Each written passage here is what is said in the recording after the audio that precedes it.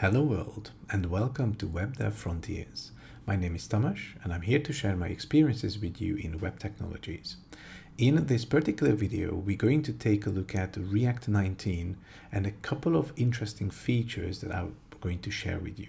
In particular, we're going to take a look at actions or form actions, as well as optimistic UI updates. If you're ready, let's jump straight in. So the very first thing that I've done is to create a new React project using Vite. And to do this, I followed the simple steps of typing in npm init vite, selecting the React project, and now I have that right here in front of you inside my editor. Now, of course, if we look at package.json, you will notice that React is currently set to be version 18 because that is the latest stable version of React. So we need to update our React version to the latest Canary version or developer version so that we can run some of our code that is going to be now compatible with React 19. So in order to do this, we need to head to npm.js. And I have the React package open in my browser here. And if you notice here, there is a tag, which is either Next or Canary. So I suppose we could use either of these to install the latest version of React, which is going to be React 19. So let's go back to my editor and do this.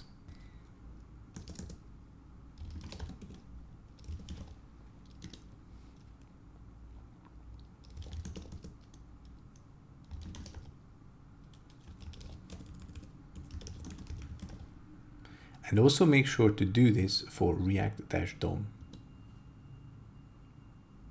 And once we're done, you can see that our React version has now been updated to React 19. So let's take a look at the first thing, which is going to be actions. Now, React has introduced server components a while ago, and you can actually use them in Next.js. And you can find references to form actions in conjunction with React server components. However, they have extended the server actions in React 19 so that you can also utilize the form actions inside client components. And I'm going to show you how to do that. So in our example, we're just going to create a very simple form, and then we're going to do some fuzzy search, but we're going to be using the form actions to execute that search. So let's take a look at this now.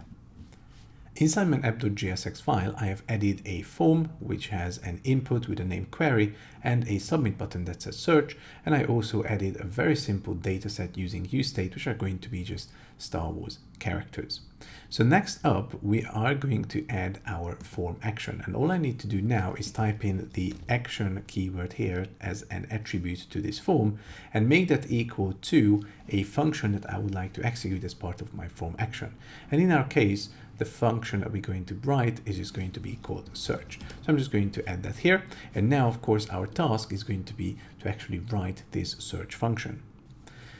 And this is where form actions will shine. So as you can see, here's my search function where I expect the form data.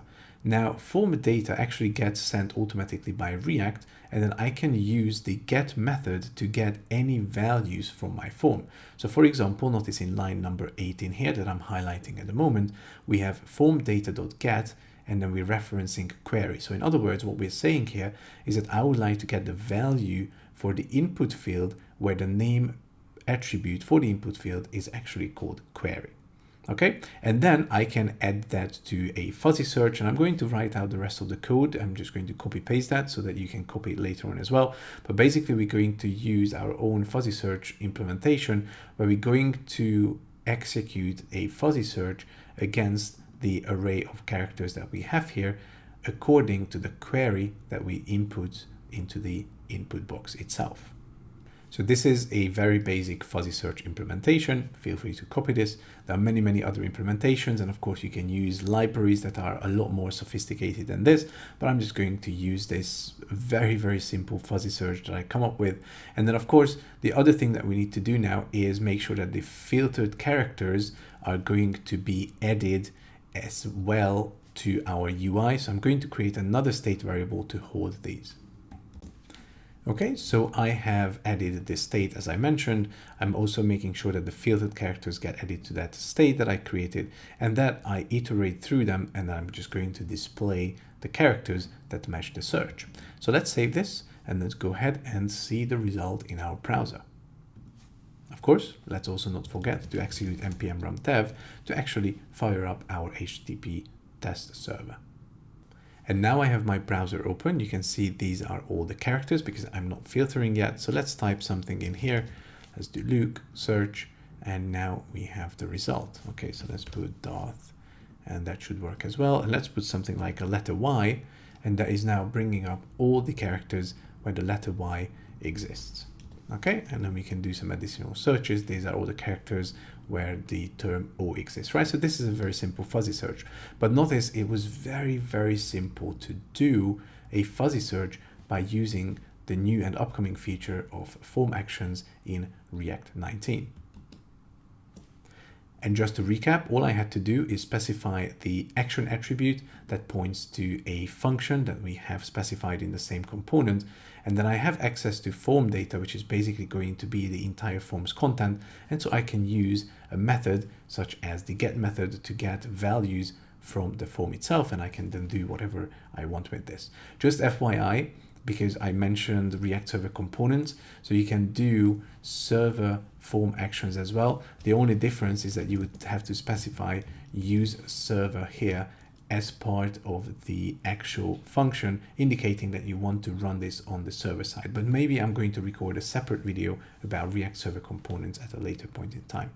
Now, let's take a look at the other feature that I would like to show you, which I'm really, really excited about. One is called Optimistic UI updates, and that particular feature is enabled by a new React hook called useOptimistic. So let's take a look at how that would work.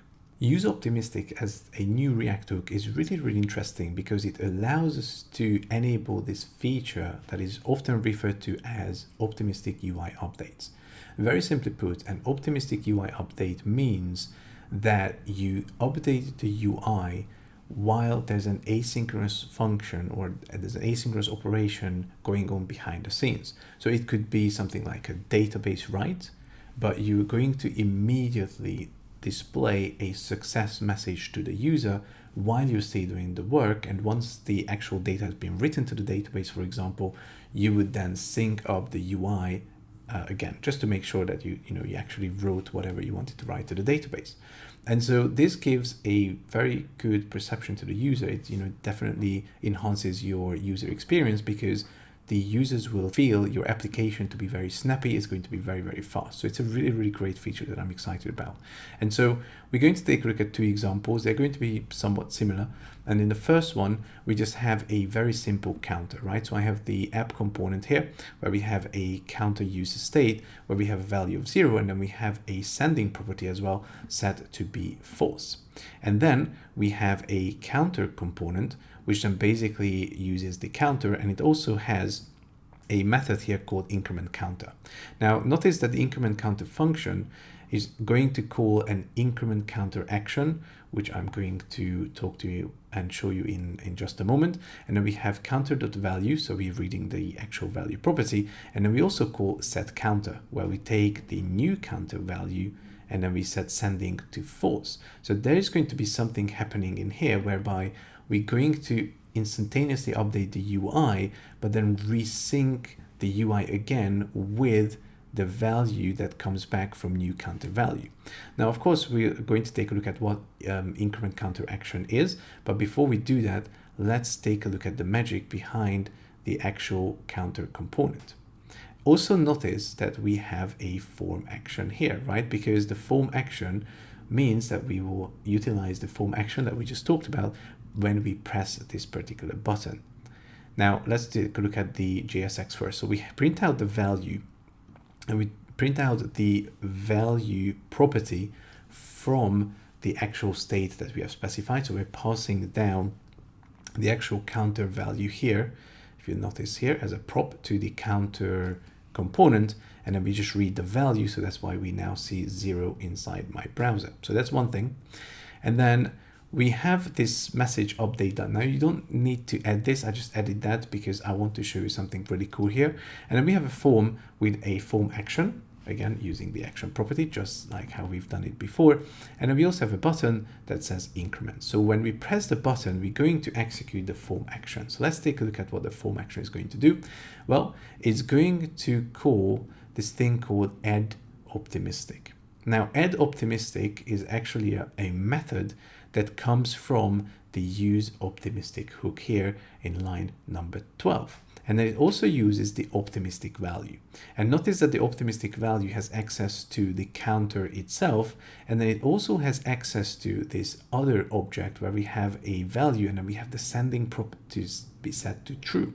So basically what we're doing is when I'm going to press this particular button, the increment button, we're going to be calling the useOptimistic function, which is going to use the useOptimistic hook and is going to send a new value off to somewhere, and I'll show you where that is in just a moment, but it's also going to change the sending property from false to true. Remember, it defaults to false right here in line number 34.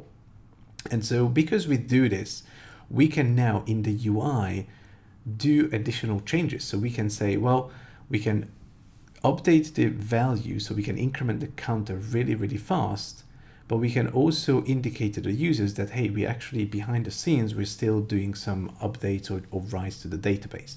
And so the only one thing that I haven't showed you yet is the increment counter action. So I created a separate file called actions.js, and this is where I'm actually incrementing the counter itself. So this is mimicking like a database write, but in the next example that I show you, we will actually pretend to write something to the database. But notice I'm artificially slowing this down with a set timeout to be, for 1 second. So I'm kind of introducing this artificial delay just to show you how the useOptimistic hook would work. So now what happens if I click on the increment button, what we will see is that the value will immediately change. However, we are still going to get the message here that says sending update, and then it's going to sync up and we're going to get update done in 1 second. So let's press this button. You see how the counter immediately just increased, and then now we got update done. So if we do this again, sending update, but the value has immediately incremented. What happens if we don't have useOptimistic at all, right? So without useOptimistic, what we would have is we would press the increment button, nothing would happen for about a second, and then the value here would actually increment, right? Whereas this time around, our experience is a lot better because every time when I click increment, I get this immediate change, and then boom, we get update done as well. Okay, so this allows us to have a much better experience for our users. So let me show you another example where we're going to kind of fake a write to a database, which is another very interesting use case for optimistic UIs and for the useOptimistic React hook.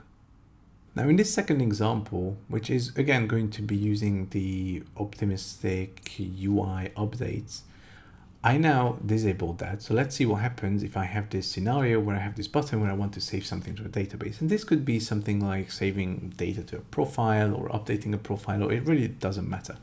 But without optimistic UI updates, basically when you click the save to database button, this would be your experience, right? So I clicked it, and then a second later, you now get some update that says data is now inserted, or you got some feedback. Now, you could provide some feedback in the UI in React anyway, but basically by using useOptimistic, you have a synchronization between whatever the backend is doing or whatever you specify the action to be. And then if the write was really successful, then you're just going to keep the message that you have specified here. Okay, so in this example, we're using a component here called save to database, and I'm just going to re-enable the useOptimistic function again. And notice I'm using the same strategy whereby I have this sending property, which I'm going to be flipping from true to false. From false to true, because we're going to be defaulting to false, of course. And I also need to re-enable this, and I think these are the only things that I need to add. So now let's do a refresh. Okay, so now we have save to database button again, but if I press this, notice that I immediately got that message that said, let's just do it again, done writing to database. Okay, and I've deliberately changed the message because I want you to understand that these are two separate messages, two separate things. One happens when I'm actually clicking the button, the UI immediately updates, and then this data comes back when the actual database write, which in this case is denoted by this write to database function, successfully completes. And of course, just to show you, this is the action that I have. Again, it just returns done, and then I have this new promise here just to introduce a 1 second delay. But of course, what you would be doing in a real life system probably is you get this data is now inserted message, and you would actually make sure that the message doesn't say done writing, which is right here, where you kind of fake the database response, right? So DB response in our case is going to be the optimistic response for the optimistic UI update. So if you put the same text and you just refresh the page, then there's not going to be any changes in the data that gets returned. And this could be also really useful when maybe you have a larger form where you ask for someone's name and other details, and you actually insert that data to the database, and based on that, you want to return some data. Imagine where maybe you would like to calculate something in your backend or inside your database based on the user's input. You can have the same calculation logic now added to your client-side React code, because you could run the same calculation logic, for example, inside your optimistic hook or your functions. And so whenever you get the data back from the backend or from your database, it's just going to be exactly the same. So in terms of how the user perceives your application, your calculation, whatever you're trying to do, was pretty much immediate, which I think is quite amazing. All right, and there you have it. So these are the 2 features that I'm really looking forward to React 19. Of course, React 19 will introduce some additional things. I may record another video about some of these features. If you have a feature that you're really excited about, then please let me know in the comments section below. Otherwise, I hope that you found this video to be useful. If you did, please hit that subscribe button and give me a thumbs up on the video as well. I would appreciate it. Otherwise, thank you for watching, and I'll see you in the next one.